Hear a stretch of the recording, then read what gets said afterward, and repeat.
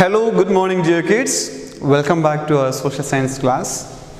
And in the last chapter of our history, we had discussed about the significant features of Indus Valley civilization, that is between 2700 to 1750 BCE. See, between the time span of 600 BCE and 400 BCE, great changes had been observed in the social, economical and political life of the people in the Indian subcontinent. So several large kingdoms came up, and so in today's chapter let us take a closer look at the emergence of the Janapadas and Mahajanapadas. Remember, Janapadas and Mahajanapadas. See, till about 3000 years ago, the people living together in a community used to select a chief or for a leader from among them to lead them and protect them. So transition from a pastoral, what is pastoral? Grazing of sheep or cattle.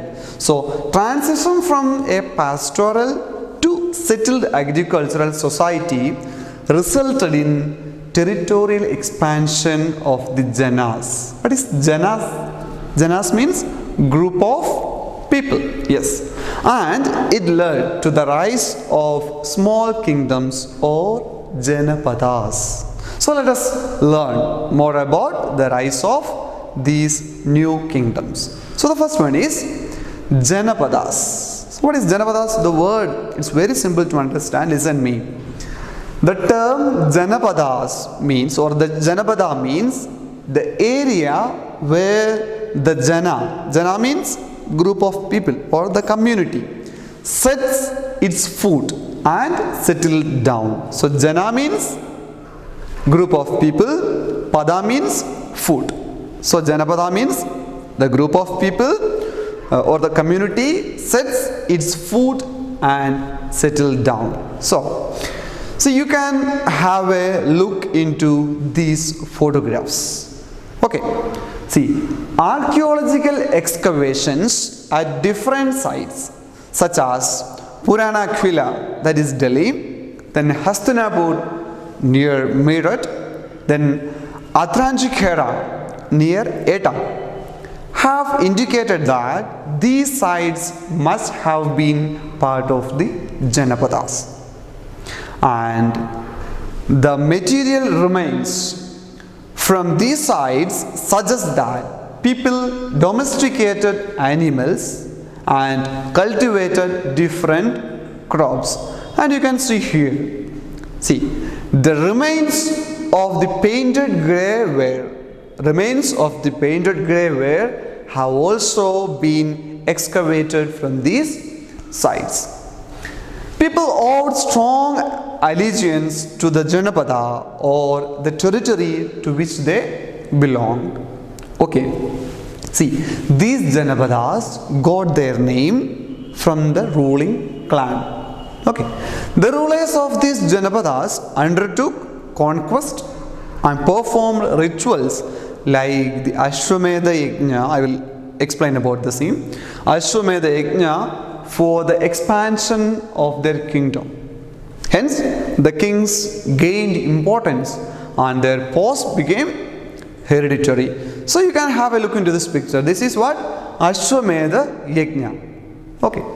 See, the Ashwamedha Yajna was an important ritual mentioned in the Vedic literature. Okay. So it was performed by a king. Listen, the Ashwamedha Yajna was performed by a king for what? To demonstrate and establish his power. So in this ritual, a horse was let loose to wander in any direction freely for about a year. Okay. The territory in which the horse was let to pass without any obstruction would come under the rule of the king, those who performing the yajna. So if the horse was stopped at any of the kingdoms, Okay, a war was fought between the ruler of the kingdom and the king performing the yajna to decide who gets the rule of the kingdom. So this is what Ashwamedha Yajna. So many rituals followed on the return of the horse, and the power and authority of the king was established. So gradually the king was given a divine status. The king was given a divine status. Various rituals and sacrifices like Ashwamedha Yajna, then Rajasuya and Vajapaya. Okay, so Rajasuya and Vajapaya. Do you know what is Rajasuya? See, Rajasuya means it is associated with the consecration. What is consecration? Consecration means declaration of a king. So this is prescribed as a means to establish a king's sovereignty. So it involves a chariot drive, then the king shooting arrows from his bow, and a brief cattle ride, etc. And Vajapaya, what is Vajapaya? So this is a yajna. In this yajna, seven horses were tied in chariot. Okay. The other chariots were also pressed into races, and after its victory, then king and his wife sit down on the victorious chariot, and both travel to long defined place. Okay. So various rituals and sacrifices like Ashwamedha, Rajasuya and Vajapaya were carried out to impress the people. It is for impressing the people with the increasing power and prestige of the king. Okay. The expansion of Janapadas created large territorial states or Mahajanapadas. Remember, the expansion of the Janapadas created large territorial states, that is known as Mahajanapadas. So now let us learn about Mahajanapadas. See, by about the 6th century BCE, many Janapadas became large and powerful enough to be categorized as the Mahajanapadas. So information from Buddhist and Jain literature of the period talk about the existence of 16 Mahajanapadas between 600 BCE and 400 BCE. Let's have a look into this.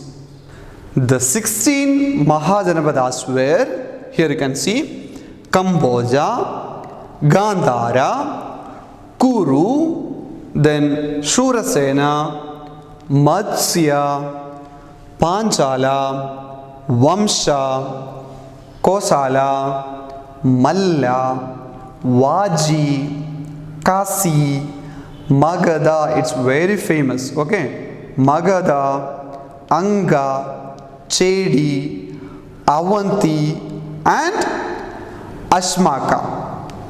Most of the Mahajanapadas had a seat of power or capital city.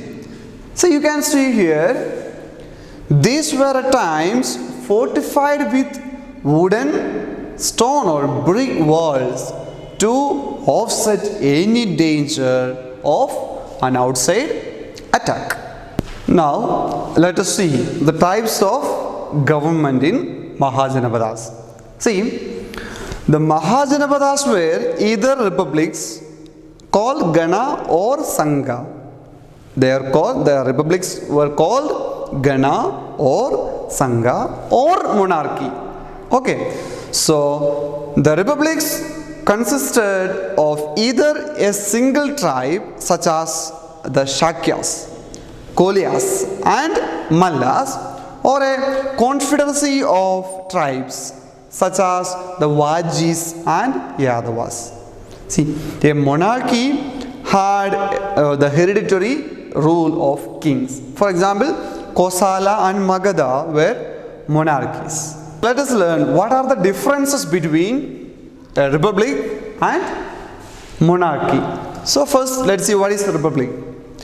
Republics functioned under the leadership of oligarchic assemblies. Okay, it is functioned under the leadership of oligarchic assemblies. And what about monarchy?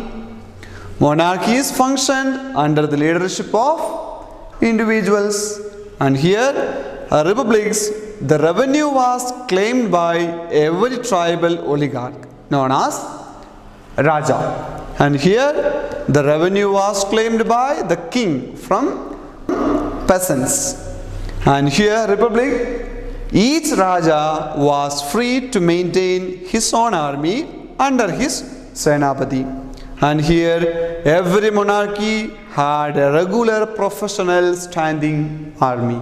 So these are the differences between a republic and monarchy. Now, let's learn about the administration of Mahajanapadas. See, the kings began collecting taxes in order to maintain the army, to carry out the administration, or to build forts, etc. It was necessary to carry out public welfare works like making roads, wells and canals, and also rest houses. See, taxes were collected both in cash and in kind. See, from the farmers, the tax collected was 1/6 of the produce. See, tax collection became possible because of the increased agricultural production. It was possible because of the increased agricultural production. See, the use of iron plowshares enable the farmers to dig up the clay soil so that more types of grains could be produced on large scale. The craftsmen gave taxes in kind, that is, they had to render services to the state free of cost. Similarly, the herders and hunter-gatherers also paid the king in kind. Okay, so the taxes were probably deposited with an officer called Sangrihitri. Name, it's very important, listen, the taxes were probably deposited with an officer called Sangrihitri.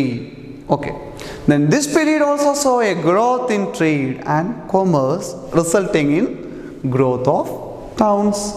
The rulers of the Mahajanapadas maintained a big standing army to protect this large territory. Okay, and now let's have a look into the society of Mahajanapadas. Towards the end of the Vedic period, the society was divided into 4 varnas as seen here: Brahmins, Kshatriyas, Vaishyas and Shudras. See, this system of social division prevailed in the Janapadas and Mahajanapadas in a more rigid form. Here you can see Brahmins, Kshatriyas, Vaishyas and Shudras. The Brahmins were at the top of the Varna system. They studied the Vedas and performed rites, rituals and sacrifices for the others. Okay, and the Kshatriyas came next. They protected people and fought wars. Okay, and the Vaishyas, they were the third in the Varna system. So they were generally farmers, herders or traders. And what about the last? That is Shudras. The last in the Varna system were the Shudras. They were supposed to serve the other 3 Varnas. They were supposed to serve the other 3 Varnas. Then they are not allowed to either study or perform sacrifices. See, this period saw the development of a complex caste system which came to be based on birth. However, time and again, people have reacted strongly against the rigidity of society. It also led to the rise of new religions like Buddhism and Jainism. We will learn it in the next chapter. So this is what all about given in this chapter. Okay. So let us have a conclusion of our chapter in the form of a mind map. So this is our chapter, early states, and in this chapter we have discussed about the Janapadas and Mahajanapadas. And in Janapadas, we have discussed about the Ashwamedha Yajna. And here, Mahajanapadas, the types of government in Mahajanapadas and the features of the society.